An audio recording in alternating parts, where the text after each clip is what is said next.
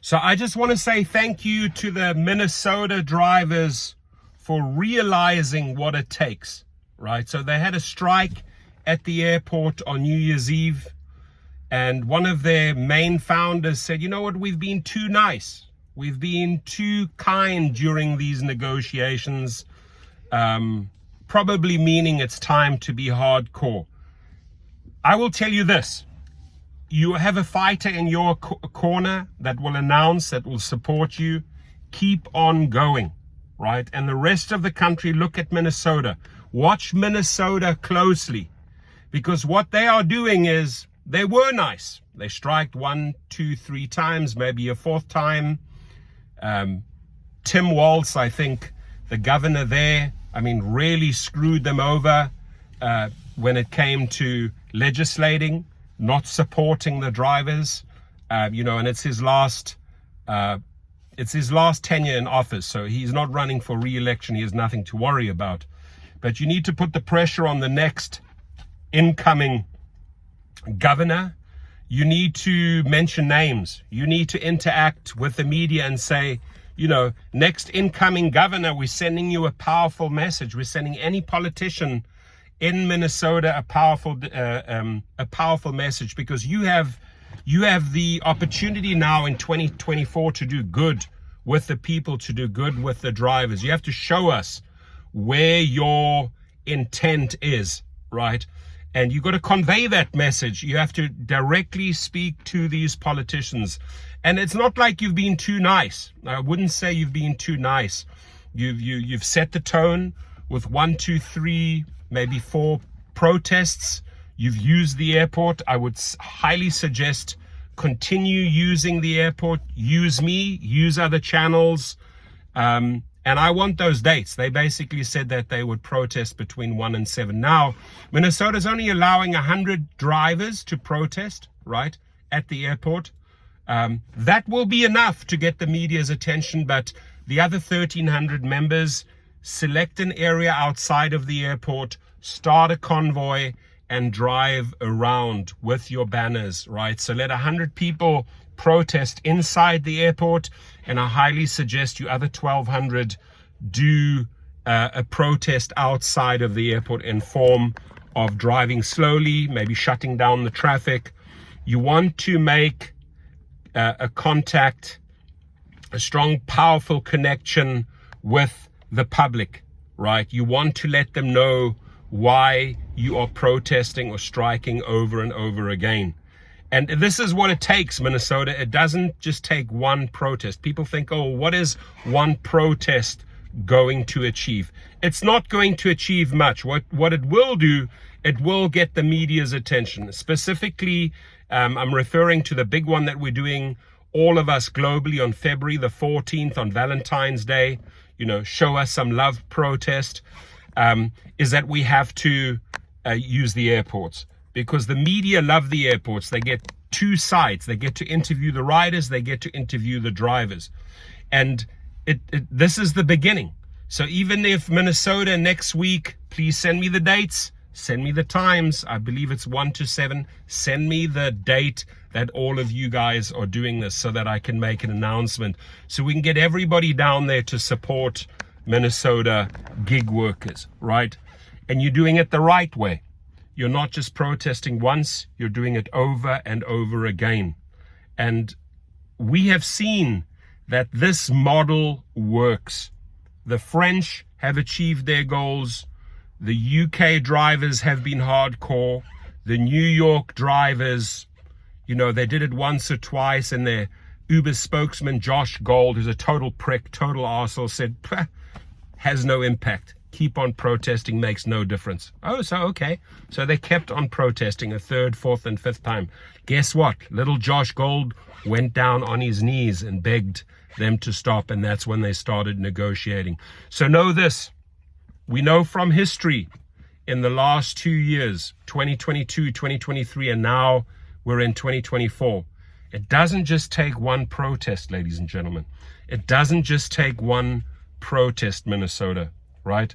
It's death by 1,000 cuts. And it's not like you're killing them. And the saying goes, death by 1,000 cuts. You lash them, You whip them over and over and over again with protests. You don't have to get physical. You don't have to get violent. What you need to do is connect with the media. Because if you continuously keep the story in the news, that's when they cave. It's really, the media can be their worst enemy. They do not like to be portrayed as the company that is not taking care of their drivers, which is the truth. They're not taking care of their drivers globally. But we really have to look historically who has achieved and who has not achieved. Florida, you need to rise up. Texas apparently is rising up in February, right? Seattle, Washington has shown us the way. New York has shown us the way, right? Arizona, it's time to rise up. Here where I am in California, you guys you have to stop this nonsense of when people are organizing and protesting, oh, this is an opportunity for me to make money. You will always be stuck in the same hamster wheel if you have the same bullshit California approach, right? It's not going to work. California drivers are weak when it comes to protesting. I can tell you that because they're so divided. Seattle has shown us if you stick together, you achieve your goals. And you have to protest once, twice, 3 times, maybe 5 times. But that's the magic number that it takes. And I'm going to specifically call out our California drivers. And there are many making money in LA. I know them by name, right?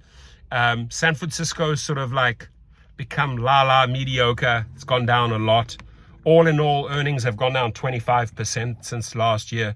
Record number of drivers on Uber platform, 6.5 million. Why? Because people desperately need a job to make money in these tough times, right?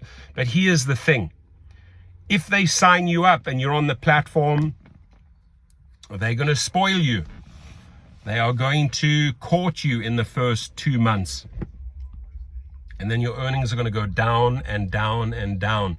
And that's why you see Minnesota rising up. You can't work for that bullshit pay, right? In France, they have a minimum of $10 per trip. That is what you should be aiming for, right? So Minnesota, don't sell yourself cheap. Shoot for the stars. Start high, and if need be, you come down a little bit. But say, hey, my attitude with those legislators or those politicians in Minnesota would be the following. Hey, we want what the French drivers want. Why should we be treated differently? Start with $10 minimum per trip. Start very high. Do not sell yourselves short.